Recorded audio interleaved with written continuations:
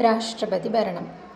സംസ്ഥാനങ്ങളിലെ രാഷ്ട്രപതി ഭരണം ഏറ്റെടുക്കുന്നത് ആർട്ടിക്കിൾ 356 പ്രകാരമാണ്.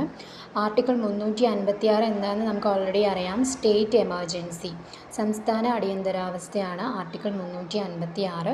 352 നാഷണൽ എമർജൻസി, 360 ഫിനാൻഷ്യൽ എമർജൻസി. ഇത് നമ്മൾ ഓൾറെഡി പഠിച്ചതാണ്. ഭരണഘടനാനുസൃതമായി ഭരണം നടത്തുന്നതിൽ ഗവൺമെൻറ് പരാജയപ്പെടുന്ന സാഹചര്യത്തിലാണ് 356 ഉപയോഗിക്കുന്നത്. സംസ്ഥാന സർക്കാർ ഭരണം നടത്തുന്നതിൽ പരാജയപ്പെടുമ്പോഴാണ് കേന്ദ്ര ഗവൺമെൻറ്, അതായത് രാഷ്ട്രപതി ഭരണം സംസ്ഥാനങ്ങളിൽ ഏർപ്പെടുത്തുന്നത്. ഏറ്റവും ആദ്യമായി രാഷ്ട്രപതി ഭരണം ഏർപ്പെടുത്തിയത് 1951 പഞ്ചാബിലായിരുന്നു. അത് 302 ദിവസത്തേക്ക് നീണ്ടുനിന്നു. ഏറ്റവും ലോങ്ങസ്റ്റ് ഡേയ്സ്, ഏറ്റവും കൂടുതൽ കാലയളവിൽ രാഷ്ട്രപതി ഭരണം നീണ്ടുനിന്നത് ജമ്മു കാശ്മീരിലാണ്. ഏകദേശം 6 വർഷം കാലയളവിലേക്കാണ് അത് നീണ്ടുനിന്നത്.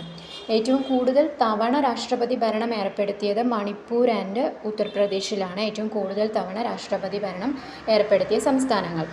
കേരളത്തിലേക്ക് വരുമ്പോൾ, കേരളത്തിൽ ആദ്യമായി രാഷ്ട്രപതി ഭരണം ഏർപ്പെടുത്തിയത് 1956 അവസാനമായി രാഷ്ട്രപതി ഭരണം ഏർപ്പെടുത്തിയത് 1982.